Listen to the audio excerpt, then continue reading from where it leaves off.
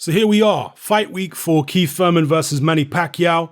It's going down at the MGM Grand Las Vegas for the WBA World or Super World Welterweight title.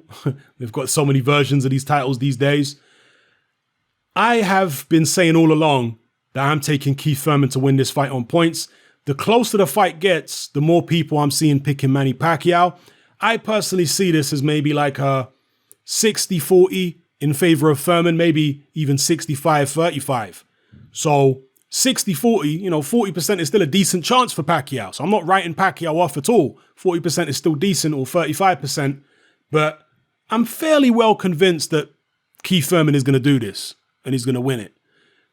I can't get the Jeff Horn fight out of my head when it comes to Manny Pacquiao. This guy lost to Jeff Horn. I know some people say it was a robbery and this, that. Listen, Jeff Horn won lots of rounds in that fight. Even if you thought Pacquiao won, he didn't win it by much. Yeah, and I personally think the Jeff Horn win was legit enough. I didn't see an issue with Jeff Horn getting a decision. Jeff Horn doesn't have, 30% of the talent of the Keith Thurman. He doesn't have Thurman's legs. He doesn't have Thurman's speed. Probably doesn't even have Thurman's power. I know Thurman's power is kind of overrated. I think most of us agree at this point that it is overrated. He can punch, don't get it twisted, but he's not the one time that he makes himself out to be. It only takes one time. No, he's not that. He certainly hasn't been up to this point anyway. But be that as it may, I just feel like Keith Thurman still has the youth. I know he's 30 years old, but we saw even in the Lopez fight that he's got legs to move for 12 rounds. And Manny Pacquiao used to be a very fleet-footed fighter, but not so much these days. Manny Pacquiao very flat-footed in a lot of his fights. Maybe not so much in the Lucas Matisse fight, but for the most part, Pacquiao doesn't really get up on the balls of his feet and move the way he used to. I don't think he can. I think age has caught up to him by way of his foot speed, and he also doesn't have the work rate that he used to have back in his prime years. And again, that is to be expected when you're 40 years old. So I think Keith Thurman is going to have the athleticism, the youth to be able to move around, to be able to pot shot. And Pacquiao is going to be dangerous on the counter, no question about it. He's a southpaw. We've seen Keith Thurman have issues with southpaws before. And if Manny Pacquiao is clever, he should be looking to go to Keith Thurman's body. Because although Thurman has been hurt to the head, he's been hurt to the body more times as far as I can remember, and more severely when people go to his body. So Pacquiao will be well advised to do that. Obviously, you have to be careful of Keith Thurman's right hand coming back, but pick your spots, particularly when you're up close. Try to dig to Thurman's body, and you might be able to get some success there. But yeah, I feel like this will be a competitive fight. But again, for me, maybe 60-40 in Thurman's favor, and I'm expecting him to do the job on points. I'm fairly confident that that's going to be the result of the fight. When you're dealing with these welterweight matchups, the upper echelons of the welterweight division, the fights very rarely end by knockout or stoppage.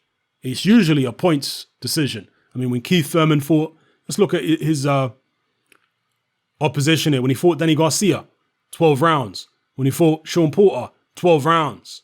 I mean, even when he fought Robert Guerrero several years ago, 12 rounds. Yeah, and if you look at Danny Garcia's record, same way, the Sean Porter fight, 12 rounds. All right, Robert Guerrero, 12 rounds. When you look at, who else have we got here? Danny Garcia, we looked at Manny Pacquiao. I'm trying to find Errol Spence. How do I get to Errol Spence from here? Who have they both fought? I don't think there's anybody here that I can pick out that's fought Errol Spence. But nonetheless, you get the point I'm making here is when it comes to the upper echelons of the welterweight division, the top fights are usually going 12 rounds.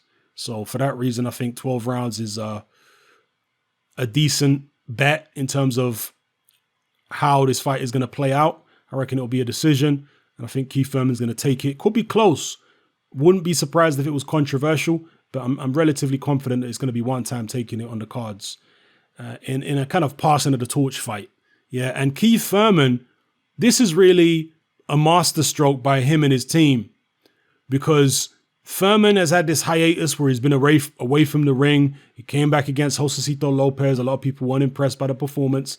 There's been a lot of doubt cast over Thurman's claim to be the top welterweight in the division, particularly now you got Errol Spence and Terence Crawford up there. But if he's able to beat Pacquiao, that is the biggest marquee win for any of the top welterweights at the moment.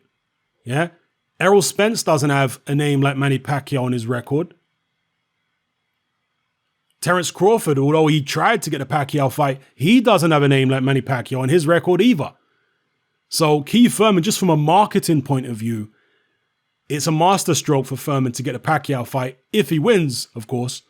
If he loses, it's not so much of a masterstroke. But if he wins, it's a great look for Keith Thurman, because in the eyes of the casual fans, which are the majority of boxing fans are casuals, okay? In the eyes of the casual fans, wow, this is the guy who beat Pacquiao. You know? Pacquiao's had some decent wins lately, and Keith Thurman comes along and beats him. So that, in the eyes of many fans, would put him at number one again. Whether you think he deserves that or not, that's, really not what I'm debating here. I'm talking about the general public. If he goes in there and beats Pacquiao convincingly, they're going to be saying Keith Thurman's the man again, And that will give him power at the negotiating table, because it's all about who's the most well-known. It's not about who has the most credentials. Yeah, in a fair world it would be, but it's not a fair world. It's about who is the most well-known and also who's the most exciting, okay? But who's more well-known is more significant than who's more exciting. And if he beats Pacquiao, he'll be the most well-known welterweight in the division outside of Pacquiao. So, yeah. Let me know what you guys think in the comment section below. Keith Thurman versus Manny Pacquiao. How many of you guys are picking Pacquiao? In fact, I'm going to, if I haven't already, because I do so many polls on my YouTube channel, I forget.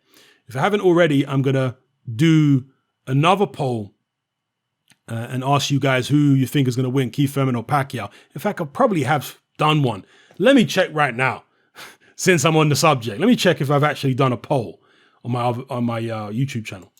So here we are. Yeah, I did do a poll. Keith Thurman versus Manny Pacquiao. Very close. You see here, 15% picking Thurman by KO, 15% Pacquiao, 32% Thurman on points, 36% Pacquiao on points. So Pacquiao has the advantage in terms of votes by just 4%. Yeah, with just 2% of people picking technical decision or draw. So the fans are pretty much split down the middle, 50-50 in terms of who they think is going to win out of Thurman and Pacquiao. And like me, the majority of people, the vast majority of people, 68% believe the fight's going to go the distance. So we're definitely in agreement on that. But I personally suspect that Thurman is going to take this on the cards. Let me know what you guys think in the comment section below. How's this one going to go? It's happening. I'm out. Join me on Patreon. I upload a minimum of 2 podcasts every single week, covering a wide variety of controversial topics, as well as live stream Q&A sessions. Take a look on screen right now at some of the podcasts I've produced so far. For just $3 a month, the equivalent of about £2 a month, you get access to all my new podcasts and my entire back catalogue of past podcasts, including my popular Confessions of a Nightclub Bouncer series. You can listen on your computer or on your smartphone or tablet by downloading the Patreon app from the Google Play Store or the App Store for free. The Patreon app also allows you to download each podcast in MP3. For less than the price of a cup of coffee, you get access to dozens of hours of exclusive content. It's easy to sign up, there's no contract, and you can cancel at any time. So come and join our community of free and critical thinkers by signing up with me here on Patreon today.